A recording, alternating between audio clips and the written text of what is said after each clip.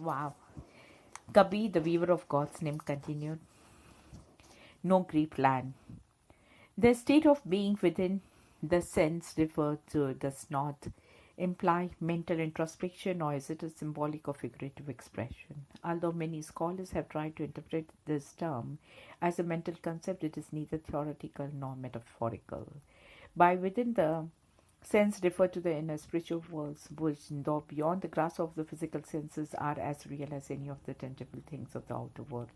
On going within or crossing the eye center, the devotee enters the vast domain of the spiritual region. Sense have given only hints of these realms of bliss, for they defy description. In the world of the matter, one cannot find lasting happiness or pleasure unalloyed with grief and pain. Sorrow, disease, and the death are as much a part of this world as are the transient days of youth, health, and life. As against this, it is hard to find misery and gloom in the inner spiritual worlds. As the disciple goes higher and higher, he experiences an ever increasing joy.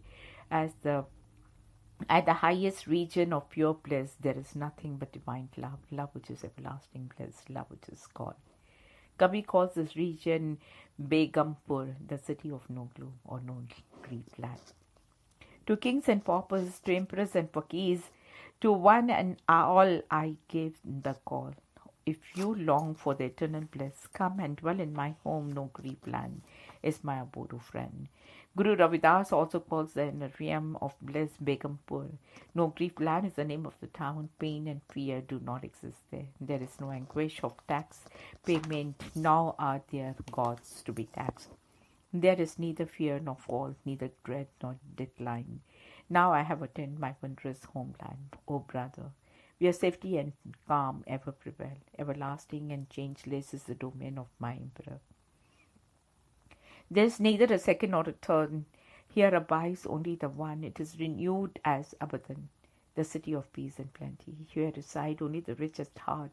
They contented, they revel as and fear they wish. They know all the secrets of the mansion, and no one stops them from moving freely. Ravidas, a mere cobbler, declares, one who is the co-dweller in this town is my true friend.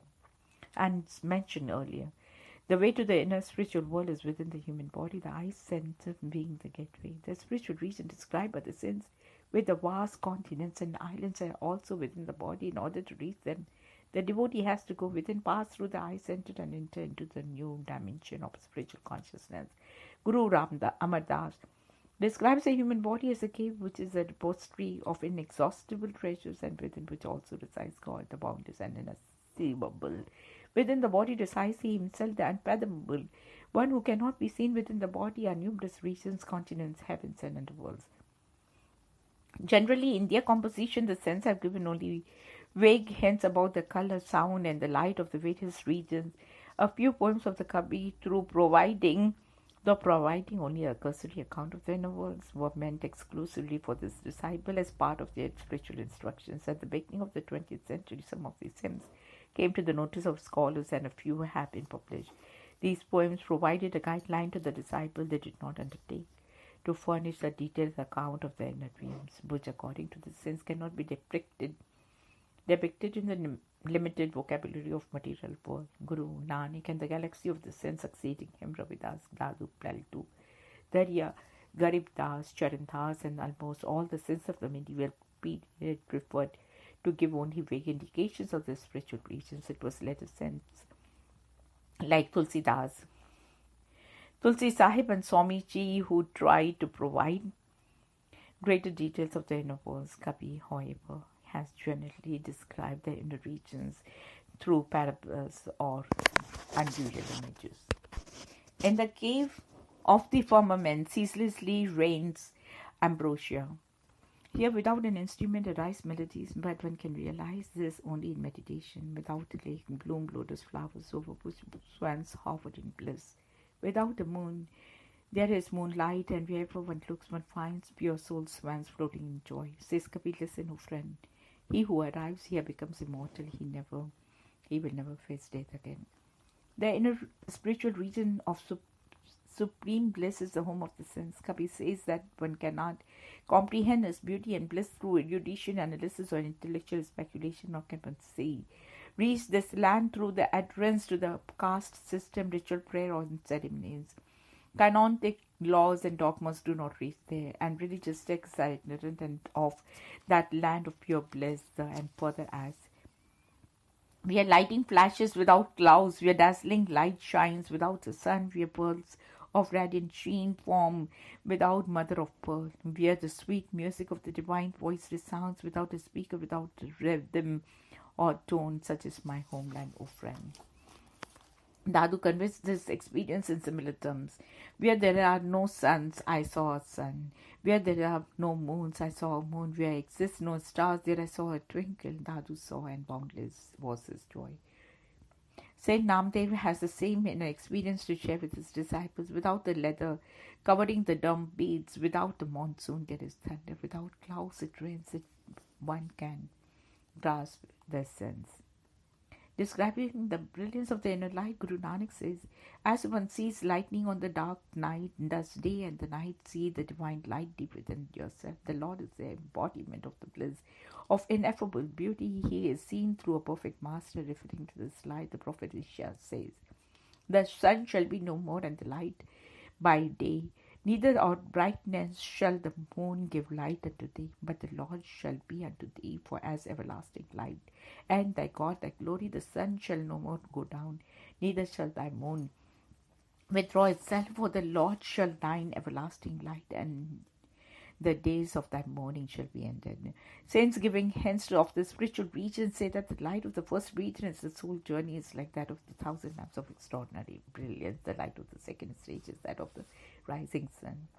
Crossing these two realms, when the devotee enters the third region, he finds the light dazzling bright but cool like that of the full moon. Guru Nanak gives hint of these regions when he says, when you meet the Sadguru, the Lord himself will ferry you across, and after the sky of the lamp and that of the sun, you will reach the home of the moon. All the spiritual adepts who have gone within, cross the inner regions and attain the God realization refer to the same experience. Persian mystics of the Malad room also give hints of the inner world. If you are among those who see the sun in the full brilliance at midnight, then try to converse with me. Remember, only the true souls see that sun, and once that sea is there, there is no difference between the day and the night for them. That is the inner light, always shines within them, and they are constantly in touch with that region of brilliant light. Maulana Rum adds, in the inner regions, there are countless oceans, rivers, forests, and mountains, but man is ignorant of them. He cannot even imagine their majesty and expanse. And companion with the other world, this entire physical world is like a piece of the string in a vast ocean, and Christ also remarks that in my Father's house are many mansions. And in the Persian mystics, and I say that in this foreign land there are many skies, that is regions, and many are they who govern and rule them. In the path of the soul there are great steeps and slopes, mighty oceans and vast oceans. In these inner regions of the light and spirit, the devotee meets the radiant form of the Shabd, the master of the master who has initiated him. Maulana Rum refers to this form and gives further hints of the soul of spiritual journey. If you desire to see that magnificent form, then travel towards your true home. Pass through the sky and the great star. Take courage and cross also to the inner sun and moon. Then will you be able to reach and place your head at the doorstep of the Lord's court.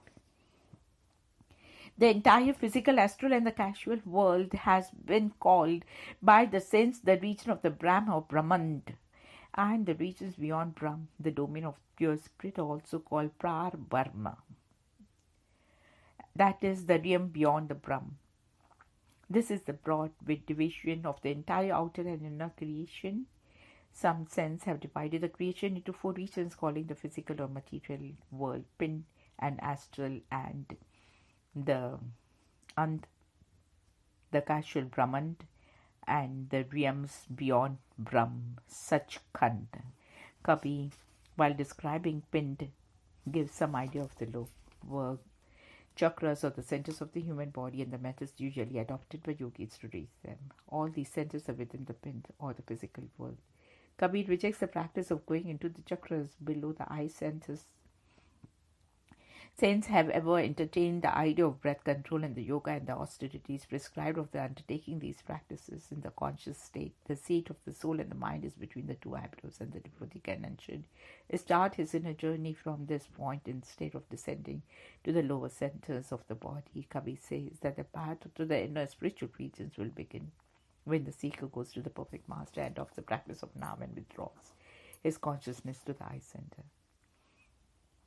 The names Kabir has given to these regions may have come down from earlier sense. The first region is Sahansdal Kamal, the land of the thousand lamps. The second is Trikuti, the confluence of the three. The third is the Swan Dwar, the 10th door or the doorway to the realm of the pure spirit. The fourth, Mahasun or Banvar Gopha, has been divided into the region of the greatest darkness and that I am that. The fifth region, Satkhand, the region of eternal truth, has been further divided into three realms, the realms of Alak, or the imperceptible one, Agam, or inaccessible one, Anami, or the nameless one. Many saints have given hints about these regions and use the same names. Nevertheless, it appears that the details of these regions were kept a well-guarded secret by most of the saints, who shared it only with their initiates. Guru Nanak has called these regions Dharamkhand, Gyankhand, Saramkhand, Karamkhand, and Sachkhand. Dharamkhand is a region of action. It is a physical whirlwind, subject to seasons, dates, and days. It is enveloped by the wind, water, fire, and earth. It is ruled by the law of the cause and effect, and a soul is judged according to its actions here. Beings of various forms, shapes, and kinds live here. They bear diverse and endless names. Here the soul is unripe and imperfect, but can become perfect through devotion and God's grace. Gyankhand, the region of intellect or knowledge, is the astral region beyond the eye center, also called And. Guru Nanak describes it as a vast region with many continents, worlds, and the underworlds, with numerous suns, moons, and stars. It is inhabited by angels, gods, goddesses, and deities. The region of Brahm, the region of universal mind, has been called by Guru Nanak Saramkhand, or the domain of bliss. The sound of this region is full of beauty and attraction. This is the land of indescribable beauty and splendor. Mind and intellect and reason originates from here. Par Brahm, or the region beyond the Brahm, has been called by Guru Nanak the Karamkhand, the region of grace. The precincts of mind and Maya and end at this region of Brahm, and the land of the pure spirit, love, and the God's grace is stars when the soul goes beyond the Brahm. The sound of the Karamkhand in the words of the Guru Nanak is full of power and force. Here the sense of the duality ends and the soul realizes that it is a particle of the Supreme Being. Only brave and courageous souls reach here, that is, those devotees who have vanquished the forces of the mind and Maya. Here their thoughts dwell only on the Lord and they enjoy the unmitigated bliss. The final region is Sachkhand, the land of eternal truth, the soul's true home. Guru Nanak says that here the formless Lord resides. Here he presides, he surveys, and his will or order reigns supreme. The glory of this realm of supreme bliss is ineffable. The Guru Nanak says that to describe it is as hard as steel. The description of the inner spiritual region as given by Guru Nanak confirms that with that of Kabir, while Kabir has dwelt more on the light and the sound of these regions and has tried to provide more details of the inner journey, Guru Nanak's description is both subtle and suggestive rather than explicit. In the hymns of Adi Granth, one also finds references to the eye center, the regions of the brilliant lights, Trikuti, the Swantwar or the 10th gate, Sun and Mahasun, the land of the great darkness, the Sachkhand. The devotee has to withdraw his mind and the soul from the physical body and into the astral world through the eye center in order to become free from the physical bonds of the pen regions or the Dharamkhand. In the same way, the soul has to reach the Trikuti, the realm of the universal mind, the top of the Brahman or the Saramkhand, has to go beyond this to still higher regions in order to be rid of the bonds of casual world. While leaving Trikuti, the soul shades astral and the causal coverings and transcends the bonds of the cause and effect, mind and Maya. Then, in the form of pure spirit, the devotee enters the region of the spirit Parabrahma and proceeds further to arrive at his true home, Sachkhand. According to a saint, Shading the physical, astral, and the casual wheels is a precondition of admittance into the court of the true one. Kabir says, in this town with 9 doors, the body stop the mind that keeps running about. When you go beyond Trikuti and open the 10th gate, the Swandwar, your mind will be intoxicated with ecstasy. Guru Amadas confirms what Kabir says. Even if a person subdues his body and undertakes the intricate yogic posture, he will not be rid of the burden of his ego. Even if he adopts various spiritual practices, he will not obtain Nam. If through the Guru Shabd he dies while living, the lost name will become and dwell within the body. His my mind take the Sadguru's refuge and adore him. Only through the Guru's grace will you release and swim across the world's ocean of poison. The entire world of the 3 gunas is draws. It leads to the mind who the evil of duality, the punish need, but remains tied by the chains of attachment. He fails to discern the truth because of his love for sense pleasures.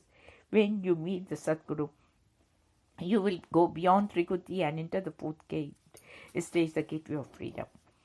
Swamiji gives the same names to denote these regions as Kabir does, and his description tallies with that of Kabir. More details of the inner force and the important distinguishing features such as light and sound are given in the sense in the disciples the same of initiation.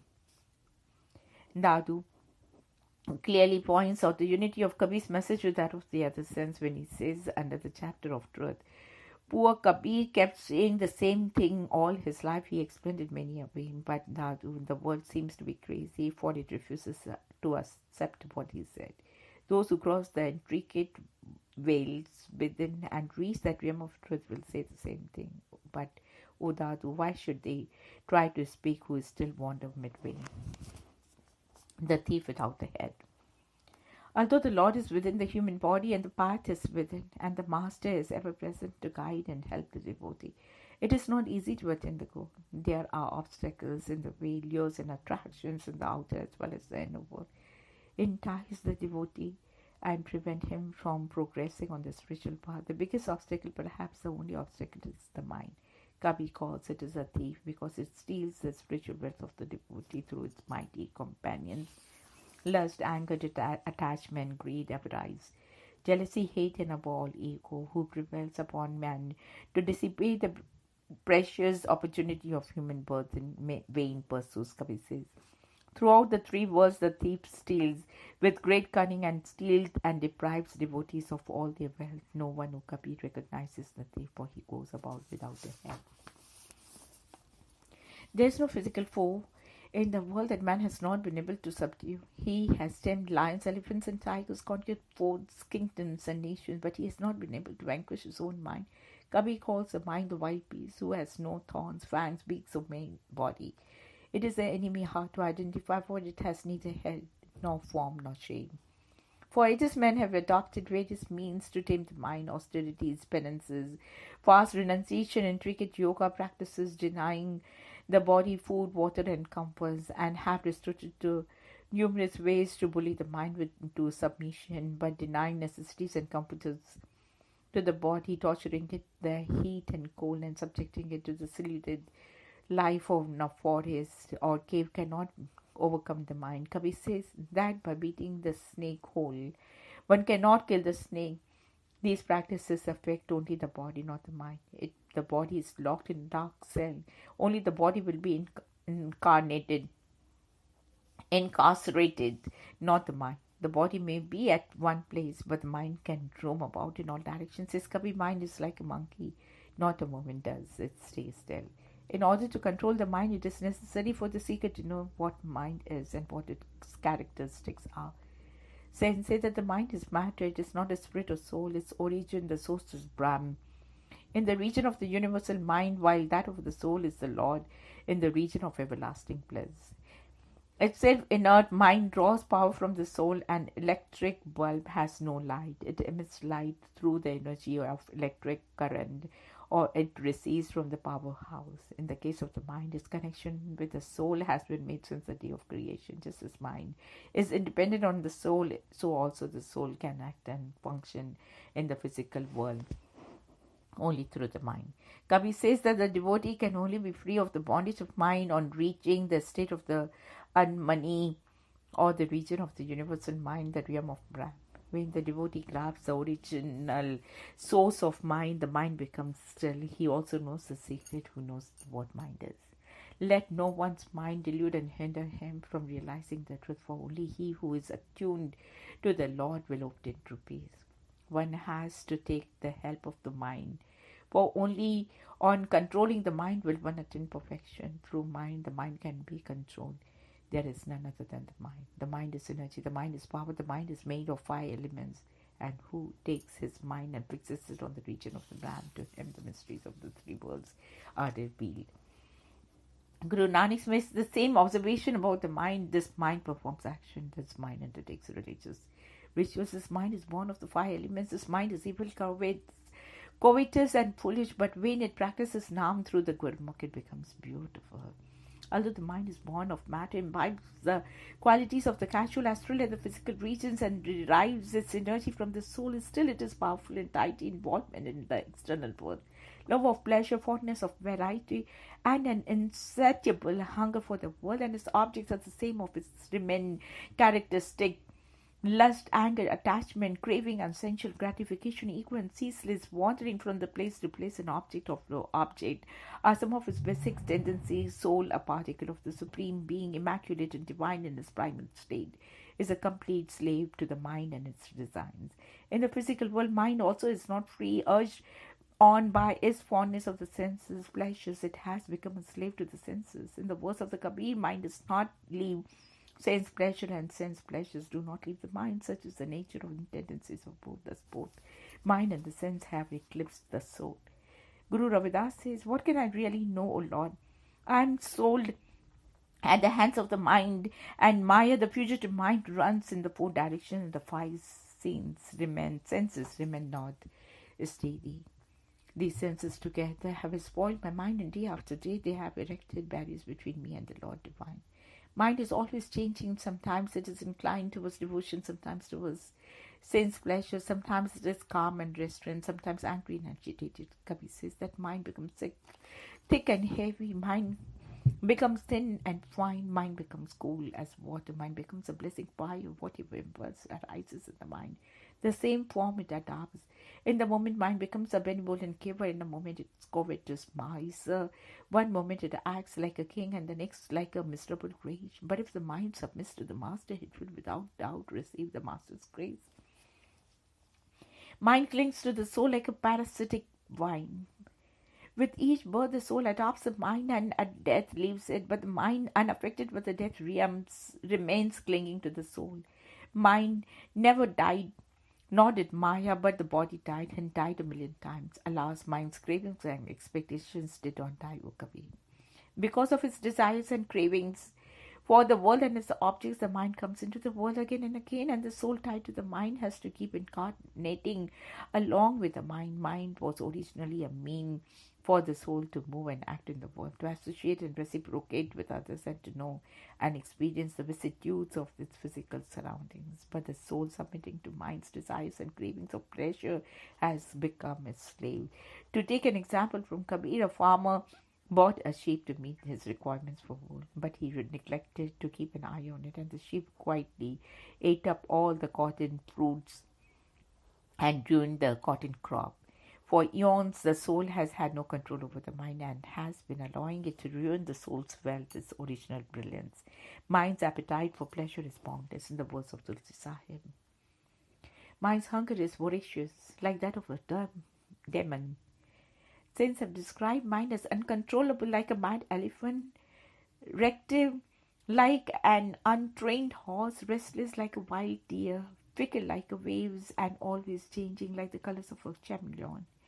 Mind's habit of running after pleasure brings misery and unhappiness, ignoring the real purpose of the human birth, namely God realization. Mind wastes this precious opportunity in vain pursuits. Kabir says time is draining away like water held in the palms of your hand, but mind takes no heed. Like a moth, it flies into the flame of passion, and in the end is burned. O mind, why do you rejoice in the sight of pleasures? Don't you see the fire that will consume you? You are hugging the serpent of sense pleasures and squandering the wealth of human birth. Says Kabir, mind is wild and capricious. One learns that through the knowledge given by the master, mind without devotion will keep burning wherever it goes. The object of spiritual practice, as taught by the senses, to vacate the body, arrive at the eye center, and journey into the higher spiritual realms. The master initiates the seeker into the practice of the Namotsham, through which the devotee can bring his soul and mind to the eye center, but mind is fond of running about in external world. It refuses to become still and come back to the eye center. Referring to mind's habit of constantly wandering outside, Guru Ram Das says, from moment to moment the mind wanders in the manifold delusions of the world. It does not settle in his home, the eye center. Kabir refers to the problem of the mind's restlessness, identifying himself with the struggling devotee. My mind does not stay still within my own house. It has ruined many homes by its wayward habits. The devotee has to fight resolutely with his mind, vanquish it, and make it still. If he succeeds in doing so, the battle is won and all obstacles to the inner progress are removed. Kabir says, what use keeping long matted hair? What use applying ash over the body? What use living in caves? If you conquer the mind, you will conquer the world and will become indifferent to sense pleasures. Guru Amadas also says, if mind dies, all wandering will cease. Without subdued the mind, how can one attain the Lord? Only a rare one knows the potion that benumbs the mind. Through Shabd man dies. This is true devotee knows. Swamiji says that only they are true warriors who have killed the mind. Soul is originally pure and divine, and its natural tendency is inwards and upwards. But it is enveloped by mind, which has become impure in the company of the senses, and through its deep-rooted attachment to the gross world of matter, the soul tied to the mind has to withdraw to the eye center to the company of the mind. The mind then has to be made pure. The dross of desires, the passions that is accumulated over it, has to be removed before it becomes fit to reach the eye center. Kabir says that as long as the mind is smeared with the filth of passions and cravings, one cannot become free from the bondage of the world. When mind becomes pure, the soul will merge into the pure one. Guru Nanak said, by killing the mind, you will please the world, Lord. The practice of the Shabd will be fruitful, and the mind will recognize that the Lord of the three worlds. Mind will give up its weaving and wavering, and you will realize your beloved Lord. Mind will die or become still through the practice of the Nam or Shabd under the guidance of the perfect master. Listening to the Shabd, mind will gradually become pure and will become an ally to the soul on his path of devotion.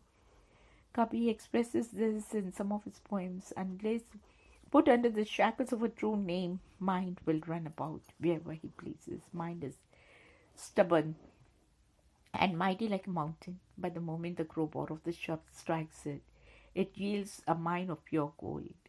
Explore the Shabd of Kabir, and through it control your mind. This is the easy way to union. By listening to the divine melody, mind will be absorbed within it, will merge into the garden, and will then cease to come and go.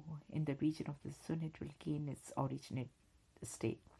Dadu expresses the same idea when he says that men adopt a million ways to control the mind, then try and try but fail, and the mind conquers, continues to run in all directions. It can only be changed, but the Lord's name, there is no other way. The fickle and the restless ones run in all the four directions. Chain it with the Guru's word.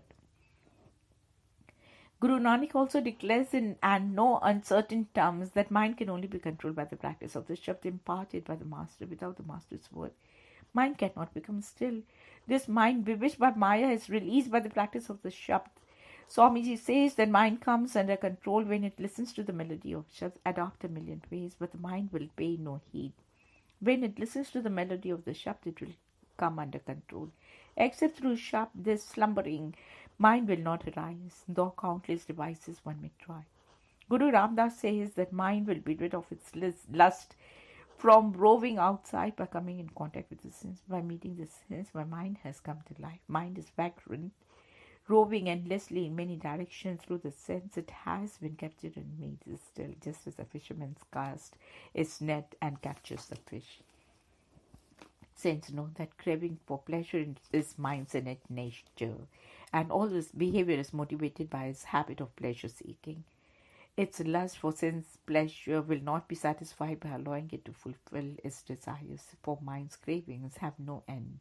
Even when the body is unable to indulge in the senses, mind's cravings for them continues unabated. It may change phases by moving from one form of fulfillment to another, but will not give up its desire. To satisfy the cravings of the mind is to add fuel to the fire. The more one gives to the mind, the more it wants, Kabir says. That the saplings of the mind's craving will not dry up by watering it, it will grow all the more. Nor can the devotee bridle his mind by forced abstinence. Abstinence from the worldly pleasures, it cannot be forced into submission by renunciation, austerities, fast penances, and self-denial, chanting, singing hymns, and indulging in religions. Ceremonies might keep it temporarily engrossed, but cannot change its restive nature. So great is mind's power of resilience, and no amount of self-mortification can crush it. Mind never sticks to one form of pleasure. It delights in variety and gives up one pleasure the moment it tastes something else better. The sense saying that if the mind once experiences the inner spiritual pleasure, the joys of the inner regions, and the bliss of the sound and light, it will give up the outer pleasure. Kabir says that the mind, which once relished the filthy pleasures of the world, on going within and enjoying the inner bliss, begins to abhor them. Formerly it was like the crow pecking at grass. Now it becomes a pure swine and savors only divine pearls. The other says the same thing differently. When mind is absorbed in the lost devotion, where else can it go? Sadhu is salt. As salt dissolves in water, so stays the mind lost in the inner bliss. Guru Nanak says that when the Lord's name has pierced the mind, what else can it dwell upon? Mind is pierced by the name of the God. The Guru has bestowed the true gift. When the devotee's attention is turned within, the world's pleasures become tasteless for him. He then gives up his liking for senses pleasures and enjoys the bliss of the inner world. Kabir says he gives up these pleasures and experiences that joy. When he partakes of that ambrosia within, he loses all taste for these worldly pleasures, the weapons of the foe.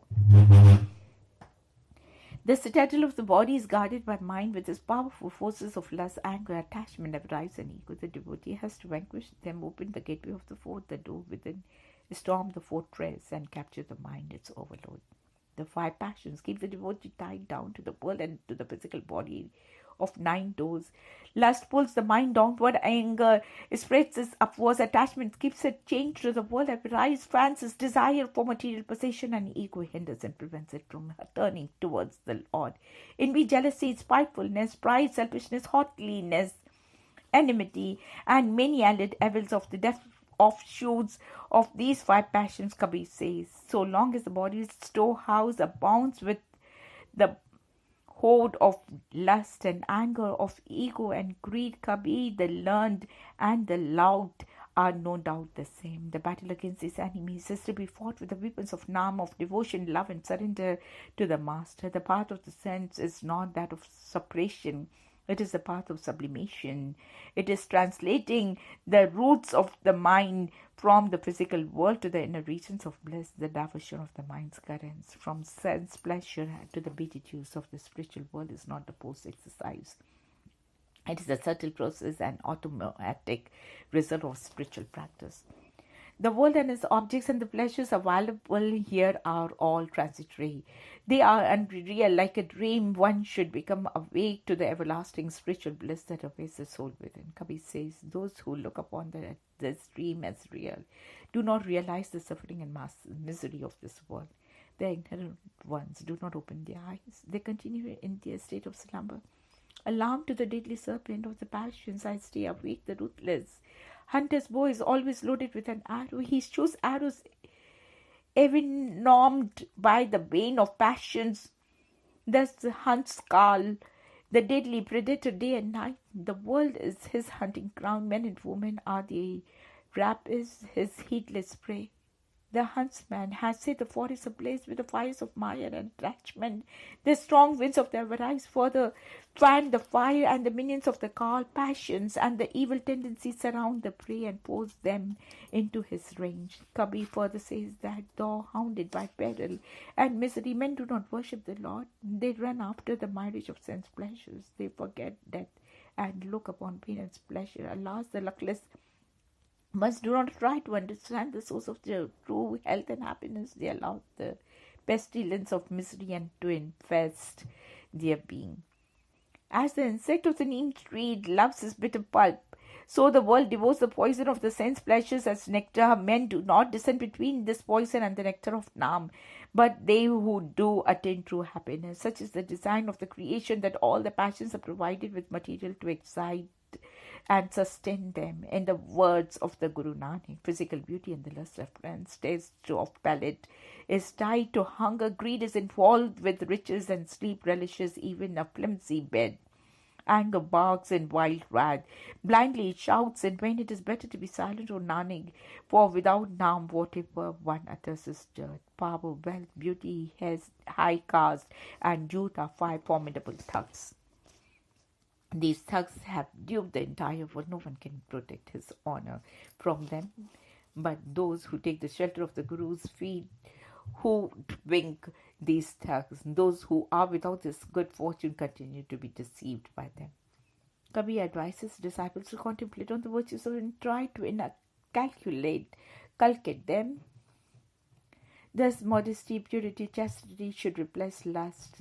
The gentleness, affection, tolerance, and forgiveness should take place of the anger. One should